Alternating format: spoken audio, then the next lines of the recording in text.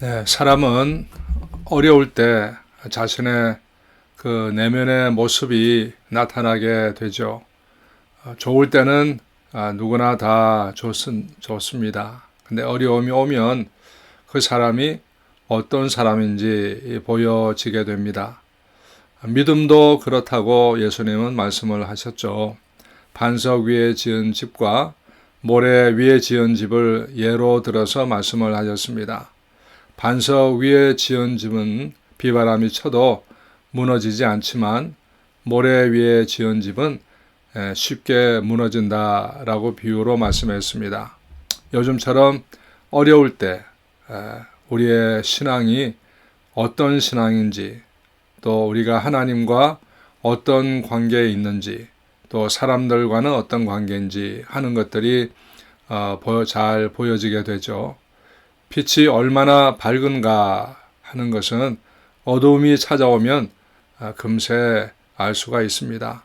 세상이 어려울 때, 또 신앙이 정말 흔들릴 때, 그때 우리의 믿음의 가치를 보게 되는 것이죠.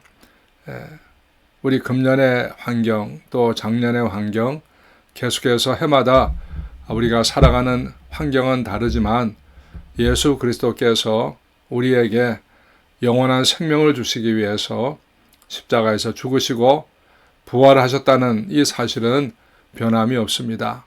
그리고 세상이 어려울수록 예수 그리스도께서 우리를 위해서 하신 일이 얼마나 소중한 것인지 더 크게 느껴지게 됩니다. 세상은 그 눈에 보이지 않는 이 코로나라고 하는 바이러스 때문에 모든 경제가 멈춰 서고, 비행기도 멈춰 서고, 다 멈춰 섰었죠. 예수 그리스도의 부활이 없다면 우리는 100년도 안 되는 짧은 인생을 정말 고난 속에 살다가 허망하게 죽음으로 끝났어야 될 것입니다. 그런데 예수 그리스도께서 우리를 대신해서 죽어주시고 또 부활하셔서 우리에게 영생의 이 생명을 주셨습니다. 그리고 하나님의 자녀가 되게 해주셨죠. 어떤 상황 속에서도 실망하지 않고 살아갈 수 있는 그 소망을 주셨습니다. 예수 그리스도는 하나님께서 우리에게 주신 최고의 선물이요 은혜입니다. 저는 이 코로나 사태를 지나가면서 하나님의 그 전능하신 능력이 어떤 건가 하는 것을 다시 생각하게 되었습니다. 성경에 보면은 하나님이 행하신 많은 기적들이 나오고 있죠. 천지 창조부터 시작해서 노아의 홍수, 그리고 애굽에서의 10가지 재앙, 또 홍해가 갈라지고, 또 여호수아 때 태양이 멈추어 서고, 히스기야 때 해시계가 뒤로 물러가고, 또 예수님은 풍랑을 잠잠하게 하시고, 그 다음 제 많은 기적을 행하셨습니다. 근데 이것은 우리가 믿음으로, 이미 과거니까 믿음으로만 알 수 있는 것이죠. 그런데 이번에 그 눈에 보이지 않는 코로나로 인해서 세상이 멈추어서는 이런 것을 보면서 정말 하나님은 이 모든 것을 할 수 있는 분이시구나 하는 것을 느낄 수 있었습니다. 이 세상을 멈추어 서게 하는 것이 이게 가능한 일이구나 하는 걸 생각하게 됐죠. 정말 말로만 듣던 하나님의 기적과 능력이 충분하고 가능하다 하는 것을 느꼈습니다. 믿음이 없는 사람들은, 서양 사람들은 그게 무슨 말인가 하겠지만 세상을 움직이시는 분은 하나님이십니다. 좋은 일은 좋은 대로, 또 나쁜 일은 나쁜 대로 하나님의 섭리 가운데서 일어나는 일들인 것이죠. 하나님께서 나쁜 일도 하신다는 말이 아니라 나쁜 일은 인간이 하지만 하나님께서 그대로 내버려 두신다라는 말입니다. 말세가 되면은 많은 재앙들이 일어날 것이라고 성경은 예언하고 있죠. 하나님께서 이런 재앙을 통해서 경고를 우리에게 하고 계신 것입니다. 지금 우리들은 하나님이 하시는 일을 보고 있는 것입니다. 이스라엘 사람들은 홍해를 건너면서 이게 무슨 일이지 하면서 건넜을 것이고, 태양이 멈춰 서는 것을 보면서 왜 하루가 이렇게 길지 하면서 전쟁을 했을 것입니다. 모르는 사람들은 이게 무슨 일이지 하고 지나가지만, 여호수아는 하나님께서 태양을 멈춰 서게 하신 것을 알았을 것입니다. 우리 사랑하는 우리 성도 여러분, 우리는 이 코로나 시대를 지나면서 세상을 멈춰 서게 만드시는 그 하나님의 역사를 보아야 됩니다. 서양 사람들은 코로나 때문에 세상이 멈춰 서게 되었다라고 생각하지만, 하나님을 믿는 우리는 하나님께서 세상을 멈춰 서게 했다라는 것을 생각을 해야 되는 것입니다. 하나님이 주시는 경고다라는 것을 알아야 되는 것이죠. 십자가와 부활은 하나님께서 우리에게 베풀어 주시는 가장 큰 사랑이요 은혜입니다. 하나님은 우리에게 이렇게 큰 은혜를 베풀어 주셨는데 우리는 무엇을 해야 합니까? 이것을 믿는 우리는 이제 어떻게 살아야 하는가 하는 것을 생각을 해야 되겠죠. 어떻게 살아야 되겠습니까? 어떻게 사는 것이 바르게 사는 것이고 잘 사는 것이겠습니까? 그것은 은혜를 받은 사람은 은혜를 감사하고 은혜에 보답하는 삶이어야 하는 것이죠. 그것이 신앙생활의 시작이고 그것이 신앙생활의 전부인 것입니다. 신앙생활은 은혜로 시작해서 은혜 안에서 하는 것이 신앙생활입니다. 성경 말씀에 그러므로 우리에게 큰 대제사장이 계시니 성천하시니 곧 하나님의 아들 예수라. 우리가 믿는 도리를 굳게 잡을지어다. 우리에게 있는 대제사장은 우리의 연약함을 동정하지 못하실 이가 아니고 모든 일에 우리와 똑같이 시험을 받으리로되 죄는 없으시니라. 우리 예수님의 하신 일을 믿고 살아가는 것이죠. 그래서 우리는 나는 은혜를 입은 사람이다 라는 것을 늘 생각하면서 살아야 됩니다. 구약시대를 율법시대라고 말하고 또 신약시대를 은혜시대라 이렇게 말들을 합니다. 구약시대는 구원을 받기 위해서 율법을 지켜야 했지만 지금은 예수 그리스도께서 십자가에서 그 율법을 완성하시고 우리에게 구원의 길을 열어주었습니다. 이제는 율법을 지켜야 구원을 받는 것이 아니라 예수 그리스도의 그 십자가의 은혜를 믿어야 구원을 받는 것입니다. 구원을 위해서 우리의 어떤 행함도 필요하지 않습니다. 우리에게 필요한 것은 예수 그리스도의 그 십자가의 은혜, 이것을 믿으면 되는 것이죠. 그래서 은혜라고 늘 말하는 것입니다. 은혜를 받은 사람에게 필요한 것은 은혜를 잊지 말고 늘 감사하는 것입니다. 저는 그 코로나 때부터 이제 유행하기 시작한 미스터 트롯이라는 그 방송을 제가 이제 저도 봤는데요. 인기가 있다고 해서 봤는데 뭐 옛날에는 우리가 뭐 트로트 하면 뽕짝이라고 해서 뭐 성인들은 좋아했지만 젊은 학생들은 뭐 이게 트로트를 뭐 듣지를 않았죠. 특히 저희 같은 70, 80 세대들은 뭐 팝송이나 세시봉 이런 음악을 듣지 트로트는 뭐 전혀 듣지를 않았었습니다. 그런데 요즘 코로나 시대에 지나면서 트로트가 최고의 인기를 끌고 있어서 저게 뭐지 하면서 그 미스터 트롯이라는 그 방송을 보았습니다. 근데 저는 제가 그 방송을 보면서 참 은혜 받고 회개도 했다라는 것 여러분 아십니까? 그동안 트로트를 무시했던 그것을 회개했다는 것이 아니라 미스터 트롯을 보면서 무슨 은혜를 받을 수 있겠습니까? 아마 이상하게 들릴 수 있겠죠. 근데 제가 은혜를 받은 것은 이 트로트 한 곡, 대중가요들은 보통 한 곡이 3, 4분밖에 되지는 않죠. 그런데 그 짧은 노래를 하고 들으면서 하는 사람도 눈물을 흘리기도 하고 듣는 사람도 눈물을 흘리고 환호성을 지르면서 감동을 받더라는 것입니다.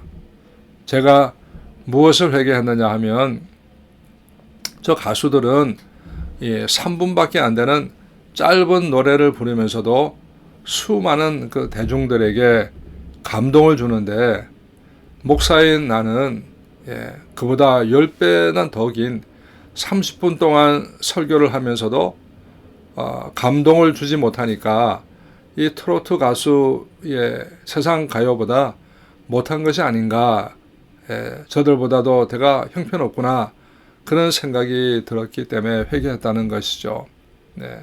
대중가요는 3분 만에 감동을 주는데 설교는 30분을 하면서도 왜 감동을 주지 못할까 혼자 생각을 했습니다. 설교가 길어서 그런가? 그건 아닐 것이고 그럼 무엇이 다른 것인가? 이 대중가요라고 하는 것은 새로 나온 것도 있지만 이미 수십 년 동안 불려왔던 것들입니다. 이미 다 알고 있는 멜로디고 가사들입니다. 그런데도 시작을 하자마자 감동을 받습니다. 첫 소절만 불러도 감동을 받습니다. 왜 그럴까? 설교하고 무엇이 다른 것인가? 제가 계속 한번 생각을 해봤죠. 우리는 설교를 하거나 들을 때 항상 새로운 것을 찾습니다. 새로운 내용을 전달해야 은혜가 되고 또 새로운 것을 들어야 은혜를 받았다고 생각을 하죠. 그래서 설교자도 늘 고민하면서 새로운 것을 전하려고 그냥 쥐어 짜내고 그러죠. 또 이미 아는 이야기를 하면 우리 목사님이 재탕한다 이래서 또 싫어하고 은혜가 안 된다 그러죠. 근데 대중가요는 이미 수백 번, 수천 번을 들어도 이미 알고 있는 가사인데도 부르고 또 부르고 듣고 또 들으면서도 감동하고 좋아한다는 거죠. 클래식 음악은 수백 년 동안 반복해서 오는 곡 아닙니까? 그래도 듣고 또 듣습니다. 그런데 설교는 왜 매주마다 새 것을 이야기해야 되느냐? 왜 말씀을 또 캐고 쪼개고 해야 되느냐? 왜 새로운 얘기를 해야 은혜를 받는다고 생각할까? 과거 우리 기독교 2000년 역사 동안에 설교는 현대 설교처럼 이런 설교가 아닌 성경 말씀 자체를 그냥 이미 아는 걸 강의하는 내용이었습니다. 알고 있는 성경 말씀을 계속해서 반복해서 들으면서도 은혜 받고 감사했죠. 말씀 자체만 들어도 눈물이 나고 감동이 되고 은혜를 받아야 이게 정상 아니겠습니까? 해석과 적용도 중요하지만 더 중요한 것은 하나님의 말씀 자체가 아니겠습니까? LA도 보면 매달 한국에서 인기 가수들이 와서 공연을 하죠. 우리 교회 그 김호인 집사님도 이제 거기 가서 키보드 반주하러 자주 가시죠. LA도 아니고 한 2시간 가야 되는 곳에서 공연을 하는데 제가 물어봤죠. 티켓 값이 100불이 넘는데 2시간을 운전해서 가야 되는 곳인데 공연장이 꽉 찬다는 거죠. 자신들이 좋아하니까 그렇게 멀리 찾아가는 것이죠. 노래가 시작하기도 전에 몇 시간 전에 가서 열광하면서 기다리는 것입니다. 무엇이 그런 차이를 만듭니까? 자신이 좋아하는 것은 돈을 들이고 시간을 들이는 것을 전혀 아깝지가 않죠. 우리가 예배 말씀을 생각하면서 말씀을 전하는 목회자인 저 자신이나 말씀을 들은 우리 성도님들이나 우리 하나님 앞에 한번 생각을 좀 해봐야 되지 않겠습니까? 우리는 십자가를 보면서 왜 그렇게 열광을 하지 못하는 것일까? 하나님의 말씀을 전하고 들으면서 왜 감동을 받지 못하는 것일까? 십자가가 대중가요보다 못한 것일까? 찬송가가 대중가요보다 못한 것일까? 대중가요는 뻔히 아는 노래인데도 감동을 받는데 왜 우리는 십자가의 이야기를 들으면 뻔한 이야기라고 생각하고 감동을 받지 못하는 것일까? 답은 하나밖에 없는 것이죠. 우리가 별로 좋아하지 않기 때문이라는 것입니다. 물론 하나님의 자녀들이 십자가를 싫어하는 것은 아닐 것입니다. 예수 믿는 사람이 십자가를 싫어할 수는 없겠죠. 하나님 말씀도 싫어할 수는 없을 것입니다. 그렇다고 그렇게 좋아하는 것도 아닐 것이죠. 아니기 때문일 것입니다. 그것이 현재 우리의 모습입니다. 좋아하지 않기에 열광하지도 않고 좋아하지 않기에 감동도 안 되는 것입니다. 우리 신앙생활의 가장 중요한 기준은 십자가입니다. 예수님께서 에베소 교회를 향해서 너희가 첫사랑을 회복하라. 어디서 떨어졌는지 살펴보라 라고 하신 말씀의 의미가 그것일 겁니다. 에베소 교회는 봉사도 열심히 하고 예배도 열심히 드렸습니다. 그런데 감동이 없는 봉사였습니다. 오늘날 아마 교회 같은 모습이겠죠. 우리가 받은 가장 큰 은혜는 구원의 은혜입니다. 영원히 죽을 수밖에 없는 인생, 지옥으로 향하고 있는 인생을 구원해서 천국 갈 수 있게 해주신 은혜입니다. 에베소 2장에 있는 말씀, 너희가 그 은혜로 인해서 믿음으로 말미암아 구원을 얻었나니 이것이 너희에게서 난 것이 아니요 하나님의 선물이라. 구원의 은혜보다 더 큰 은혜는 없습니다. 우리가 이 시간 이 자리에 있는 것도 구원의 은혜 때문입니다.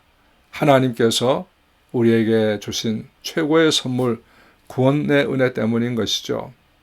이 구원의 은혜는 십자가입니다. 인간의 역사에 끊임없이 고통이 찾아오는 것은 죄 때문인데 이 죄의 문제를 해결하지 못하는 한 인간의 삶은 불행한 것입니다. 영원히 인간의 발목을 잡고 있는 이 죄의 권세를 해결하기 위해서 예수님께서 십자가를 져 주신 것입니다. 그리고 온 인류에게 구원의 길을 열어주었습니다. 코로나로 인해서 정부에서 내린 행정명령은 거리두기였잖아요. 집에 머물라는 것입니다. 거리두기 하지 않으면 전염병이 더 퍼지니까 거리두기를 명령했습니다. 그러나 코로나라는 바이러스보다 더 무서운 바이러스는 죄라고 하는 바이러스입니다. 죄로 인해서 죽지 않으려면 우리는 죄와 거리두기를 해야 됩니다. 그런데 사람들은 죄로부터 거리두기를 하지 않습니다. 오히려 죄와 더 가까이 지냅니다. 그래서 모두 죽음에 이르게 되는 것이죠. 하나님은 이미 거리두기를 선포하셨습니다. 죄로부터 거리두기를 하지 않으면 죽을 것이라고 경고를 했습니다. 그런데 그 경고를 듣지 않다가 결국 죽음에 이르게 되는 것이죠. 사랑하는 성도 여러분, 우리는 큰 은혜를 입은 사람들입니다. 예수 그리스도의 십자가의 은혜를 입은 사람들입니다. 이 은혜를 잊으면 안 됩니다. 은혜를 보답해야 됩니다. 은혜를 보답하는 길은 두 가지입니다. 예배를 통해서 하나님께 영광을 돌리고 그리고 삶을 통해서 하나님께 영광을 돌리는 것입니다. 우리나라의 욕 가운데서도 배은망덕한 놈이라는 욕이 있죠. 욕이라기보다는 꾸지람이라고 할 수가 있겠죠. 어느 시대나 어느 나라나 어느 민족이나 할 것 없이 인간은 동일한 양심을 가지고 있습니다. 그 가장 나쁜 사람은 은혜를 모르는 사람, 은혜를 원수로 갚는 사람이다. 다 그렇게 말하는 것이죠. 예레미야 선지자는 망해가고 있는 이스라엘 사람들을 향해서 하나님의 경고와 사랑을 말했습니다. 근데 그들은 결국 돌이키지를 못했죠. 하나님의 큰 은혜를 받았음에도 불구하고 그 은혜를 저버리고 우상을 따라가다가 결국 나라는 망해버리고 말았습니다. 은혜를 잊으면 안 됩니다. 가장 나쁜 것이 은혜를 잊어버리는 것이죠. 그래서 예수님은 용서에 대한 비유를 말씀하시면서 1만 달란트 빚을 진 사람 예를 들었습니다. 자신은 1만 달란트나 되는 큰 빚을 탕감받았는데 자기에게 100데나리온 아주 적은 빚을 진 사람을 용서해 주지 않는 그것을 책망하는 그런 비유의 말씀을 해 주셨습니다. 은혜를 보답하는 것은 다른 사람에게 은혜를 베푸는 것입니다. 우리가 받은 은혜를 베푸는 것이죠. 여러분들은 여러분을 은인으로 생각하는 사람이 얼마나 됩니까? 여러분을 원수로 생각하는 사람은 없습니까? 원수는 한 사람이라도 많고 친구는 100명이라도 적다라는 말이 있습니다. 우리는 더 많은 은혜를 베풀어서 다른 사람들에게 은혜를 받았다는 그런 마음을 가질 수 있도록 은혜를 베푸는 사람이 되기를 바랍니다. 그리고 우리도 계속 은혜를 사모해야 됩니다. 구원의 은혜는 하나님의 전적인 역사로 주권으로 됐지만 우리가 이 세상에 살아가면서 필요한 은혜들은 늘 구해야 됩니다. 때를 따라서 도와주시는 그 하나님의 은혜를 늘 구할 때, 기도하면서 구할 때 하나님께서 우리를 도와주신다고 말씀을 하고 있습니다. 신명기 28장에는 하나님이 베풀어 주시는 은혜에 대해서 말씀을 하고 계시죠. 우리를 도와주신다. 우리의 삶을 도와주시고 우리의 대적을 물리쳐 주시고 우리의 자녀와 우리의 양떼와 모든 것을 지켜주신다고 약속을 하고 있습니다. 예수 그리스도를 믿는 우리는 가장 큰 은혜인 구원의 은혜는 이미 받은 사람들입니다. 우리는 이제 천국에서 영생 복락을 누리고 살게 될 것입니다. 이제 남은 것은 이 땅에 살아간 날 동안 그 은혜를 생각하고 감사하면서 받은 은혜를 우리도 나눠주면서 살아갈 때 우리에게 주신 은혜가 더 크게 느껴지고 또 하나님의 영광이 우리를 통해서 나타나게 될 것입니다. 이러한 은혜 속에 살아가는 여러분들 모두가 되기를 바랍니다. 다시 한번 기도하겠습니다.